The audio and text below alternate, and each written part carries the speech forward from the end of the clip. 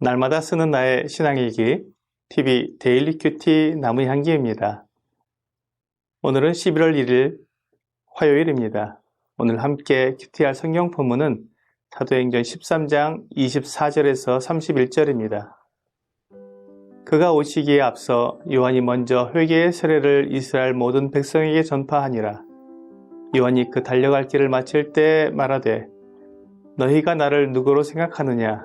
나는 그리스도가 아니라 내 뒤에 오시는 이가 있으니 나는 그 발에 신발끈을 풀기도 감당하지 못하리라 하였으니 형제들아 아브라함의 후손과 너희 중 하나님을 경외하는 사람들아 이 구원의 말씀을 우리에게 보내셨거늘 예루살렘에 사는 자들과 그들 관리들이 예수와 및 안식일마다 외우는 바 선지자들의 말을 알지 못하므로 예수를 정죄하여 선지자들의 말을 응하게 하였도다. 죽일 죄를 하나도 찾지 못하였으나 빌라도에게 죽여달라 하였으니 성경에 그를 가리켜 기록한 말씀을 다 응하게 한 것이라. 후에 나무에서 내려다가 무덤에 두었으나 하나님이 죽은 자 가운데서 그를 살리신지라. 갈릴리로부터 예루살렘에 함께 올라간 사람들에게 여러 날 보이셨으니 그들이 이제 백성 앞에서 그의 증인이라. 바울은 지금 피시디아 안디옥에 있는 유대인 회당에서 안식일에 회당에 모인 유대인들과 유대교에 입교한 이방인들에게 복음을 전하고 있습니다.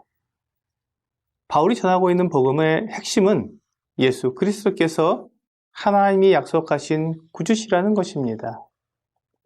바울은 이스라엘의 기본 역사를 통해 예수께서 하나님이 약속해 주신 다윗의 후손, 곧 이스라엘의 구주시라는 것을 말해 주었습니다. 이 다윗의 후손은 이스라엘의 소망입니다. 이스라엘 사람들은 그들이 가장 자랑스럽게 생각하는 다윗 왕의 영광을 재현할 그 영광의 왕이 오셔서 능력과 권세로 이 세상을 통치할 날을 기다리고 있었습니다. 안식일마다 회당에서 구약 성경을 읽으면서 하나님이 보내실 세상의 구주를 기다리던 유대인들과 경건한 헬라인들에게 이 이야기가 얼마나 놀라웠을까요? 예수께서 그리스도심을 증명하기 위해 바울은 요단강에서 세례를 베풀었던 요한을 들어 이야기하고 있습니다. 말라기 이후에 400년간 하나님의 말씀이 없었습니다. 선지자가 나오지 않았던 것입니다. 그 오랜 침묵 후에 요한이 광야에서 하나님의 말씀을 외쳤습니다. 하나님의 말씀을 기다려오던 유대인들에게 요한의 말씀은 꿀과 같고 마른 땅의 담비와 같았습니다. 수많은 사람들이 요한의 말씀을 듣기 위해 광야로 나왔고 회개하라는 엄중한 말씀 앞에 무릎을 꿇고 자기의 죄를 자백하고 물속에서 세례를 받았습니다. 유대인들에게 세례 요한은 존경의 대상이었습니다.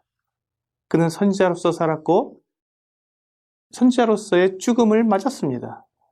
주 예수님도 세례 요한에 대해 여자가 낳은 자 중에 세례 요한보다 큰 이가 일어남이 없다고 말씀하셨습니다. 그래서 사람들은 모세가 말한 나와 같은 선지자가 세례 요한일 거라고 생각했습니다. 모세가 말한 이 선지자는 이스라엘의 소망인 다윗의 후손과 동일 인물이었습니다. 이스라엘이 기다리는 그리스도는 왕이요 선지자요 대제사장입니다. 이 세 사람은 위임식을 할 때 기름 부음을 받습니다. 기름 부음을 받은 자라는 말이 헬라어로 그리스도입니다. 진정한 그리스도는 왕이면서 선지자이면서 대제사장이어야 한다는 말입니다.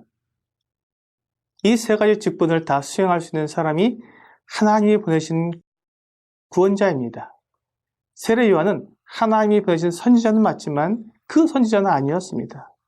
그는 자기 뒤에 오시는 분이 있다고 말했습니다. 그분이 그리스도시고 나는 그분의 신발끈을 풀기도 감당하지 못한다고 말했습니다. 바울은 지금 세례 요한이 말한 자기 뒤에 오시는 분이 예수 그리스도라는 것을 말하고 있습니다. 실제로 세례 요한 뒤에 예수님이 오셨습니다. 하나님께서 예수님의 앞에 세례 요한을 보내주셔서 주의 길을 예비하게 하신 것입니다. 이렇게 분명하게 콕 찍어서 예수님이 바로 그분이라고 말해 주었는데 그 예수님을 직접 보고 말씀을 듣고 함께 생활하던 예루살렘에 살던 그 사람들이 그것을 깨닫지 못했습니다. 그들은 예수님을 빌라도에게 넘겨서 십자가에 달려 죽게 하였습니다. 이것이 구약 성경의 선지서와 시편에 그대로 다 기록되어 있습니다. 그들이 안식일마다 외우던 구약 성경에 예수님의 탄생과 행하심과 죽으심과 부활이 다 예언되어 있었습니다. 그들이 그것을 읽고 외우면서도 예수님을 거절하고 십자가에 못 박아 죽인 것입니다. 많은 유대인들은 이렇게 말합니다. 그렇게 아무 힘도 없이 십자가에 죽임을 당한 사람이 어떻게 메시아, 즉 그리스도가 되겠냐는 것입니다. 예수님이 십자가에 달려 죽으신 것은 자기 자신을 제물로 하나님께 들으신 대제사장의 역할을 하신 것입니다. 이것을 히브리서에서 분명히 말씀하고 있습니다. 단번에 영원히 자신을 들여서 우리를 완전케 해주신 주 예수님은 하늘에 오르신 대제사장이라고 말입니다. 그리고 주님은 부활하셔서 능력을 나타내 주셨습니다. 이것이 선지자의 모습입니다. 주님은 이 땅에서 사람들을 가르치실 때 권세 있는 말씀으로 하나님 나라에 대해 말씀해 주셨습니다. 뿐만 아니라 죽은 자 가운데서 부활하심으로 하나님의 능력을 가진 선지자의 모습을 보여주신 것입니다. 이것이 메시아의 세 가지 직분 중 두 가지에 해당한 내용입니다.